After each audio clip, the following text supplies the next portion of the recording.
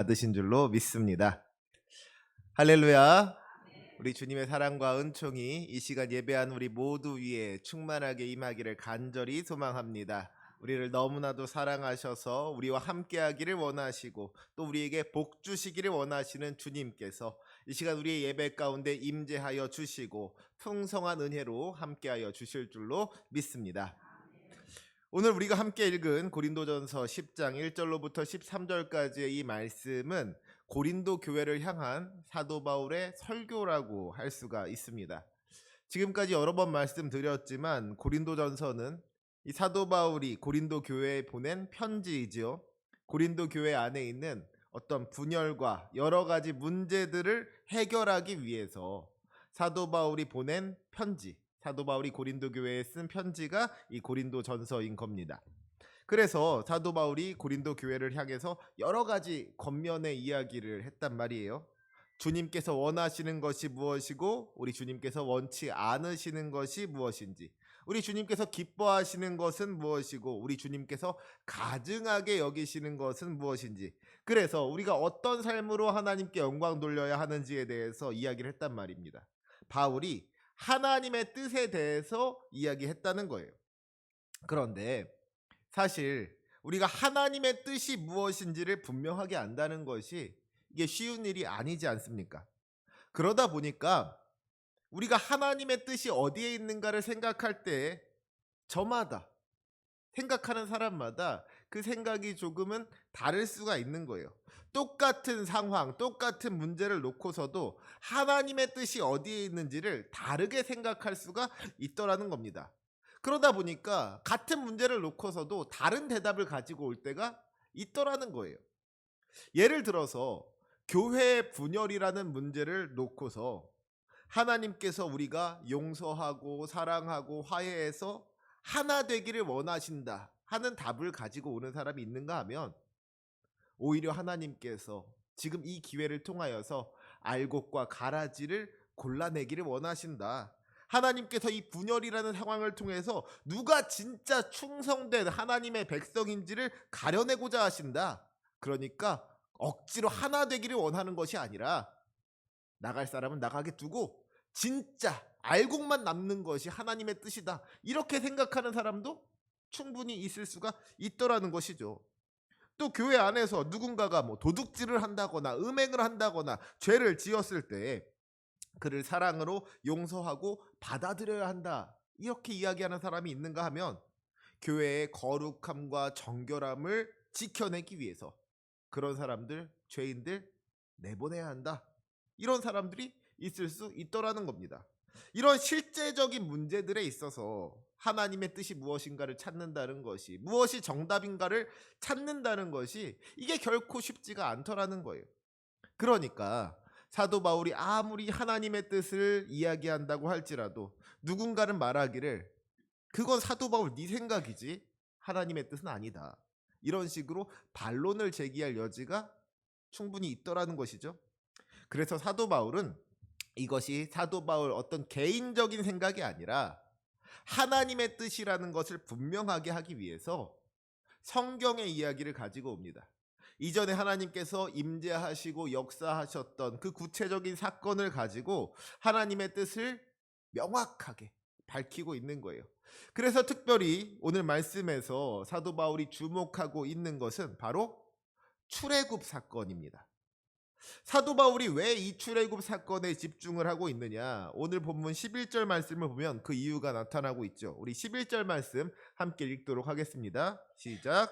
그들에게 일어난 이런 일은 본보기가 되고 또한 말세를 만난 우리를 깨우치기 위하여 기록되었느니라.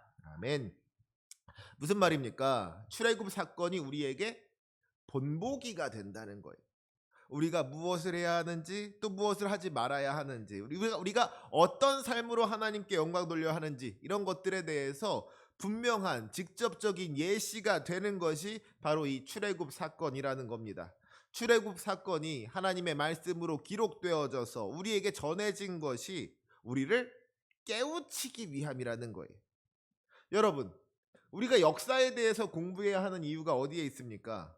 그저 옛날에 무슨 일이 있었는지 알기 위한 거예요? 그래서 옛날에 이런 일이 있었구나 궁금증을 해결하면 그것으로 충분한 겁니까? 아니잖아요. 과거에 있었던 일들을 살펴보는 것이 우리가 오늘을 사는 것에 도움이 되고 또 내일을 준비하는 것에 도움이 되기 때문에, 그래서 역사 속에 있었던 일들을 살펴보는 겁니다. 우리가 역사 속에서 교훈을 얻어야 한다는 거예요. 지나간 과거의 역사를 본보기 삼아서 깨우쳐야 한다는 것이죠. 그러면 오늘 사도 바울이 출애굽 사건을 통해서 얻기를 원하는 교훈이 무엇이냐? 그것은 하나님의 은혜를 경험한 사람이라고 할지라도, 하나님으로부터 구원받은 사람이라고 할지라도 그가 그 은혜 가운데 머물러 있지 아니하고 죄를 지었을 때에는 멸망당할 수 있다는 것입니다. 한번 구원받았다고 해서 그것이 결코 끝이 아니라는 거예요. 주님께서 그를 사랑하셔서 은혜를 베풀어 주시고 복을 주시고 구원하여 주셨다고 할지라도 그가 주님을 떠나서 죄를 범하게 된다면 그 받은 은혜와 축복을 잃어버릴 수도 있다는 것이죠. 구원받았으면 구원받은 사람답게 살아야 한다는 거예요. 은혜를 받았으면 그 은혜에 감사하면서 하나님께 영광 돌리는 삶을 살아야 한다는 겁니다. 주님의 뜻대로 순종하는 인생을 살아가야 한다는 거예요. 만약에 그렇지 아니하고 세상의 유혹에 흔들리고 육체의 정욕에 넘어져서 죄로 가득한 삶을 살아가게 된다면 결국에는 우리 하나님의 진노와 심판을 피할 수가 없더라는 것이죠. 결국에는 그가 멸망당한다는 거예요. 그럼 이제 말씀을 자세히 살펴보면서 이런 주제들에 대해서 함께 생각해 보도록 하겠습니다. 먼저 오늘 본문 1절 말씀을 보시기 바랍니다. 형제들아 나는 너희가 알지 못하기를 원하지 아니하노니 그랬어요. 알지 못하기를 원하지 아니하노니, 이중부정이죠. 모르면 안 된다는 거예요. 꼭 알아야 된다는 겁니다. 근데 무엇을 알아야 하느냐? 우리 조상들이 다 구름 아래에 있고 바닷 가운데로 지나며 그랬습니다. 이것은 주님께서 이스라엘 백성들을 인도하셨음을 이야기하는 것이죠. 이스라엘 백성들이 광야 길을 걸을 때에 주님께서 불기둥과 구름기둥으로 인도하여 주시고 홍해 바다를 건너게 해주신 것에 대해서 이야기하고 있는 거예요. 이스라엘 백성들이 광야 길을 걸어가는 그 모든 걸음이 우리 주님의 은혜였다는 겁니다. 주님께서 그들을 지켜주시고 인도하여 주셨기 때문에 그 광야 길을 걸어갈 수가 있었다는 거예요. 특별히 하나님께서 이스라엘 백성들로 하여금 홍해를 건너게 하셨다는 것은 주님께서 그들을 구원하사 새 생명을 주셨다는 것을 의미하는 겁니다. 홍해 앞에 선 이스라엘 백성들의 모습을 생각해 보세요. 앞에는 바다가 가로막고 있고요. 뒤에서는 애굽의 군대가 쫓아오고 있는 거예요. 가만히 있다가는 죽을 수밖에 없는 겁니다. 물에 빠져 죽던지 애굽의 군대에게 죽던지, 이래도 죽고 저래도 죽는 거예요. 정말 이제 답이 없는 상황인 것이죠. 그런데 그 위기의 순간에 주님께서 바닷길을 열어주신 거예요. 죽을 수밖에 없었던 인생이 생명을 얻은 것입니다. 구원을 얻은 거예요. 그리고 중요한 것은 그 홍해를 건너면서 이스라엘 백성의 정체성이 바뀌었다는 겁니다. 지금까지 이스라엘 백성의 정체성은 뭐였어요? 원래 그들은 애굽에서 종살이하던 민족이었습니다. 어떻게 보면 지금 주인으로부터 도망친 종인 거예요. 종이 도망치니까 주인이 쫓아오고 있는 겁니다. 그런데 홍해를 건너면서는 어떻게 되었습니까? 이제는 이들이 하나님께 속한 하나님의 백성이 되는 겁니다. 이들이 애굽으로부터 도망치는 것이 아니라 하나님의 약속을 향해서, 그 적과 꿀이 흐르는 땅을 향해서 나아가는 거예요. 애굽의 종에서 하나님의 백성으로 그 정체성이 변화된 것이죠. 그래서 오늘 본문 2절 말씀을 보면 사도 바울이 뭐라고 이야기하고 있느냐? 이스라엘 백성들이 모세에게 속하여 다 구름과 바다에서 세례를 받았다 그랬습니다. 구름과 바다에서 세례를 받았다. 여러분, 세례가 의미하는 게 뭐예요? 세례는 옛사람이 죽고 새 사람이 되는 것입니다. 세상에 속해 있었던 이전의 나는 죽고 하나님의 백성으로 다시 태어나는 것이, 새 생명을 얻는 것이 이게 세례인 거예요. 그런 의미에서 이스라엘 백성들이 홍해 바다를 건넌 것은 세례라는 것이죠.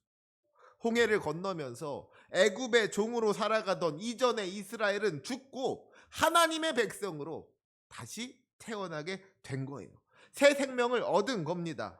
그래서 이것이 세례를 받은 것과 마찬가지라는 것이죠. 옛사람이 죽고 새 생명을 얻게 되는 그 놀라운 축복이 이스라엘에게 임하였다는 겁니다. 또 이어지는 3절과 4절을 보니까요, 다 같은 신령한 음식을 먹으며 다 같은 신령한 음료를 마셨으니 그랬어요. 이것은 아무것도 없는 메마른 광야 가운데에서 만나와 메추라기로 먹여주시고 반석에서 물이 나게 하여 주셨던 우리 주님의 은혜에 대해서 이야기하고 있는 것이죠. 주님께서 그들에게 일용할 양식을 허락해 주셨다는 겁니다. 주님께서 그들을 먹여주시고 돌보아 주셨다는 거예요. 특별히 여기서 우리가 주목해야 할 것은 지금 이스라엘 백성들이 광야에서 경험한 그 은혜들과 교회에서 성도들에게 주어지는 은혜들 사이에 공통점이 있더라는 거예요. 무슨 말입니까? 우리가 교회에서 가장 중요한 의식이 두 가지가 있죠. 그게 뭐예요? 세례와 성찬입니다. 성례전이라고도 하죠. 앞에서 이야기했던 것과 같이 옛사람이 죽고 새 사람이 되는 것, 이전에 나는 죽고 하나님의 백성으로 다시 태어나는 것이 세례인 것이고요. 또 우리를 구원하시려고 자기 생명을 아끼지 않으신 우리 주 예수 그리스도를 기억하면서 주님의 몸과 피를 먹고 마심으로 주님과 하나됨을 경험하는 것이 바로 성찬인 겁니다. 그런데 이렇게 보니까 어때요?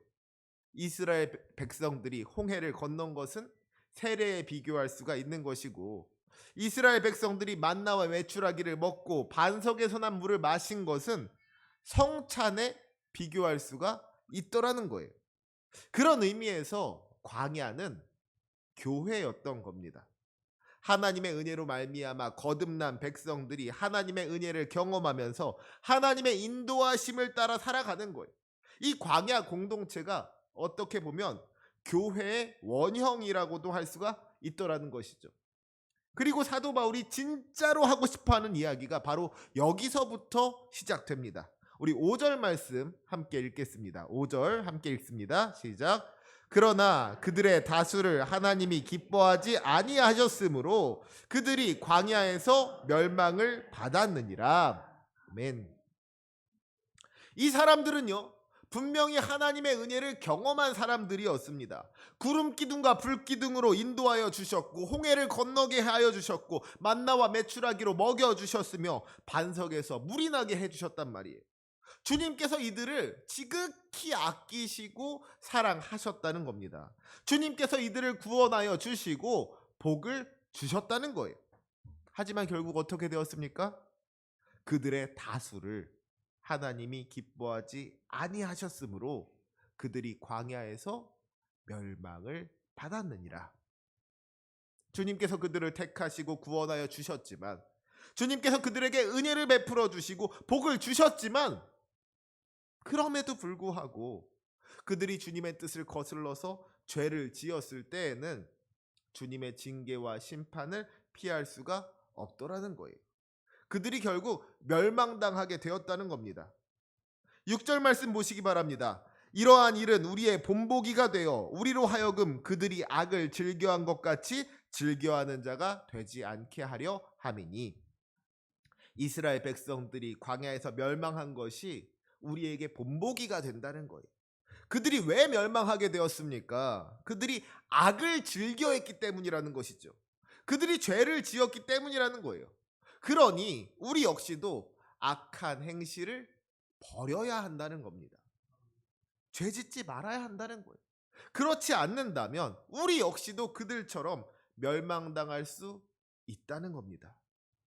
특별히 사도 바울은 이스라엘 백성들의 죄에 대해서 4가지를 이야기하고 있습니다. 먼저 7절 말씀해 보니까 뭐라고 했어요?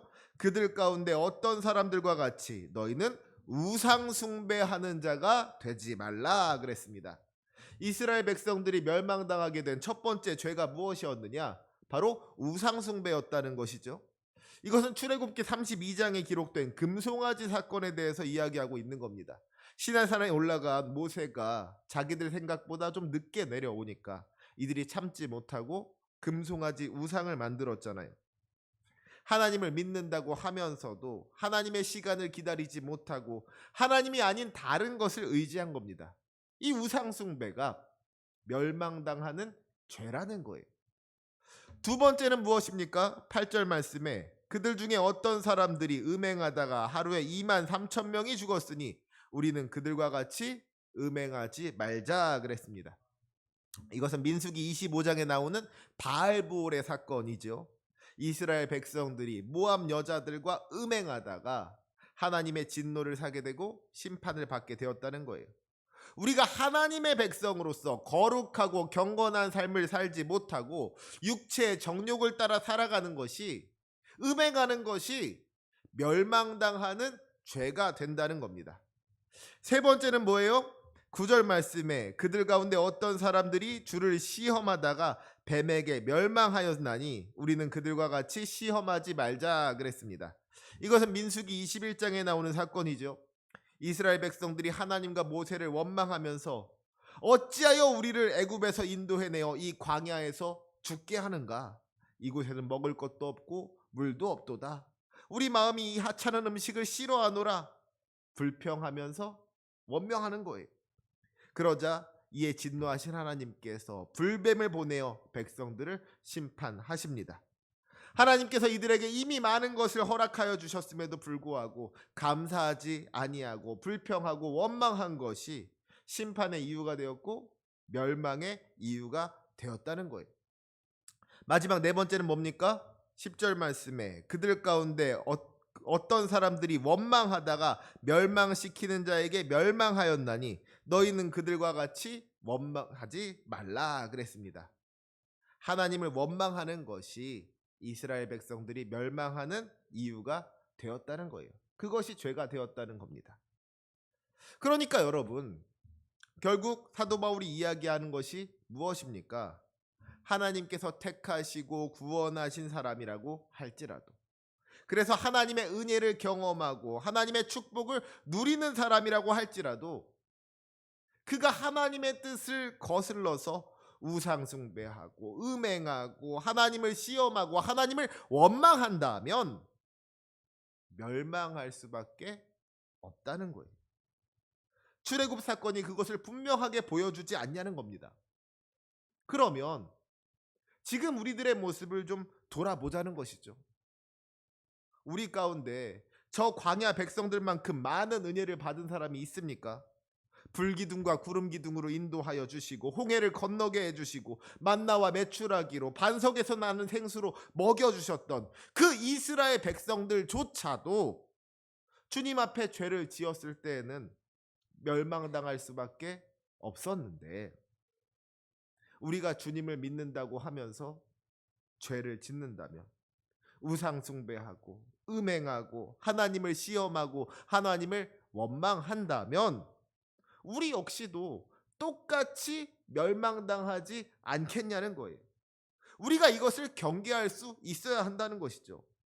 그래서 오늘 말씀의 결론과도 같은 말이 무엇입니까? 우리 본문 12절의 말씀을 함께 읽도록 하겠습니다. 우리 12절 말씀 함께 읽습니다. 시작. 그런즉 선줄로 생각하는 자는 넘어질까 조심하라. 아멘. 선줄로 생각하는 자는 넘어질까 조심하라 그랬어요. 여러분, 사람이 왜 넘어지는지 아십니까? 서 있기 때문인 거예요. 서 있으니까 넘어질 수 있는 겁니다. 고린도 교회 성도들 중에서 자기가 서 있다고 생각하는 사람들이 참 많았습니다. 자기 믿음이 좋다고 생각하는 사람들이 참 많이 있었어요. 사실 고린도 교회가 바울파와 아볼로파, 게바파와 그리스도파로 이렇게 분열되었다는 것이 의미하는 것이 뭐예요? 저마다 자기가 생각하는 것이 옳다고 생각하니까, 저마다 자기 말이 맞다고 생각하니까, 그래서 분열이 생기고 분쟁이 생긴 겁니다. 저마다 자기가 잘났다고 생각하니까 그 교만함 때문에 분열이 생기고 분쟁이 생긴 거예요. 그런데 지금 사도 바울이 이야기하는 게 무엇입니까? 그렇게 선불로 생각하는 자는 넘어질까 조심해야 한다는 겁니다. 우리가 주님으로부터 많은 은혜를 받고 많은 축복을 받았다는 것이 교만의 이유가 되지 않는다는 거예요. 제 아무리 구원받은 사람이라고 할지라도, 세례를 받고 성찬을 나누는 교회의 일원이라고 할지라도, 그가 주님께서 원치 않는 죄를 범하게 된다면 결국에는 멸망당할 수밖에 없더라는 것이죠. 우상숭배하고 음행하고 주님을 시험하고 원망하는 자에게는 반드시 우리 주님의 심판이 임하게 된다는 것입니다. 사랑하는 우리 성도 여러분, 우리 역시도 이 말씀을 분명하게 기억해야 할 줄로 믿습니다. 선줄로 생각하는 자는 넘어질까 조심하라. 여러분, 그러면 우리가 교회 안에서 어떤 사람을 서 있는 사람이라고 할 수가 있을까요? 때로는 그냥 말씀을 있는 그대로 생각하는 게 도움이 될 때가 있습니다. 그래서 이렇게 생각하시면 좋을 것 같아요. 오늘 예배 시간에 보면은 누가 서 있어요? 많은 성도님들은 그냥 들어와서 예배 끝날 때까지 그냥 쭉 앉아 계셨잖아요. 그런데 대표 기도하신 분 서 있으셨단 말이에요. 우리 찬양대원들 서 있었단 말입니다. 그리고 무엇보다 바로 제가 지금 계속 서 있단 말이에요. 이런 사람들일수록 넘어질까 조심해야 되는 거예요. 교회 다닌 지 오래된 사람들, 교회 안에서 어떤 직분을 맡고 있는 사람들, 집사님, 권사님, 장로님, 전도사님, 목사님, 이런 사람들일수록 넘어질까 조심해야 하는 겁니다. 속장님들, 지역장님들, 선교회장님들, 교사들, 찬양대원들, 그렇게 남들 앞에 서는 사람들은 특별히 넘어질까 조심해야 한다는 거예요.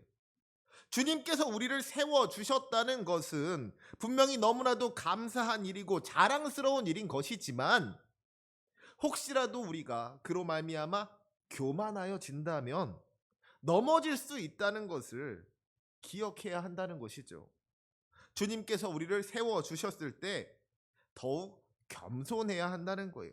그렇지 않으면 우리 역시도 넘어질 수가 있는 것이고 멸망당할 수가 있다는 것을 우리가 분명하게 기억해야 한다는 것입니다. 오늘 본문 앞에 고린도전서 9장 27절 말씀을 보면 사도 바울이 이렇게 고백합니다. 내가 내 몸을 쳐 복종하게 함은 내가 남에게 전파한 후에 자신이 도리어 버림을 당할까 두려워함이로다. 지금 사도 바울이 이야기하는 게 뭐예요?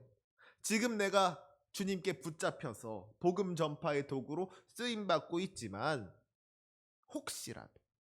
혹시라도 나중에 내가 주님 앞에 죄를 저질러서 버림을 받게 된다면 어떡하나 하는 두려움이 사도 바울의 마음 한구석에 있더라는 거예요.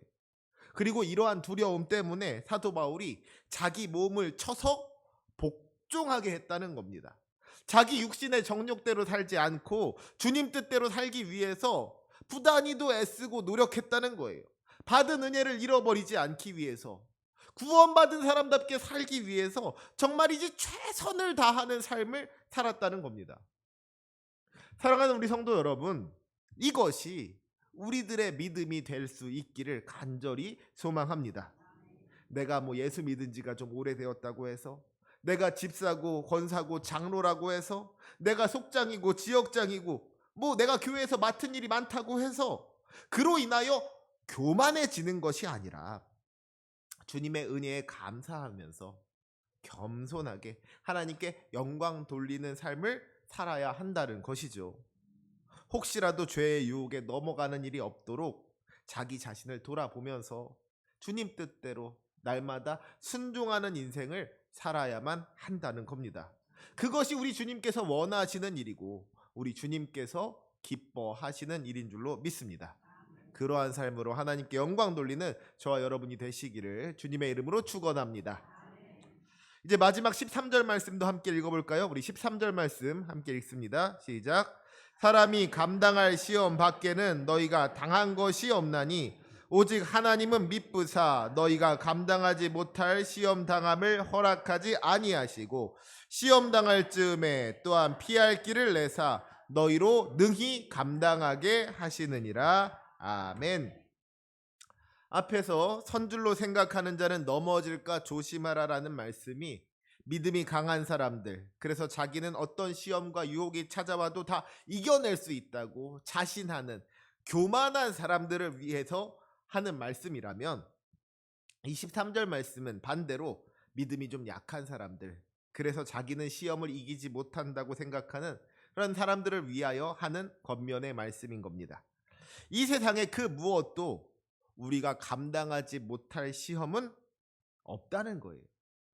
미쁘신 하나님께서 우리와 함께 하시고 우리를 도와주실 것이기 때문에 그 어떤 시험이 찾아온다고 할지라도 우리가 능히 이겨낼 수가 있다는 것이죠. 주님께서 시험 당할 즈음에 또한 피할 길을 내사 너희로 능히 감당하게 하시느니라 했어요. 홍해 사건이 바로 그런 예가 되는 것이죠. 홍해 바다라는 시험이 그들을 가로막았지만 주님께서 그 바다를 갈라주심으로 피할 길을 만들어 주셨다는 겁니다. 주님께서 피할 길을 내사 홍해 바다라는 시험을 감당하게 하신 거예요. 우리가 기억해야 할 것은 우리의 힘과 능력만으로는 시험을 감당할 수가 없지만 주님께서 우리와 함께 하시며 우리를 도우시기 때문에, 주님께서 우리를 위하여서 피할 길을 만들어 주시기 때문에 우리가 그 어떤 시련, 그 어떤 고난도 능히 이겨낼 수가 없다는 것입니다. 있다는 것입니다.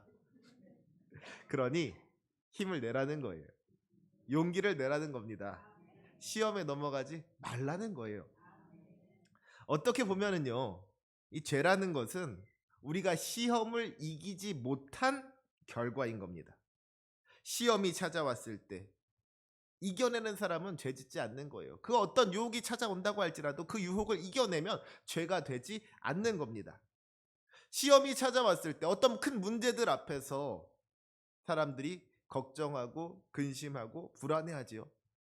자기 힘으로는 그 문제를 해결할 수 없을 것 같은 거예요. 그러면 이제 우리 주님을 믿고 의지하고 우리 주님께 맡겨드리면 되는 거잖아요. 그런데 이게 이 사람들이 너무 불안하고 너무 걱정되고 너무 염려되다 보니까 하나님까지도 믿지를 못하는 겁니다.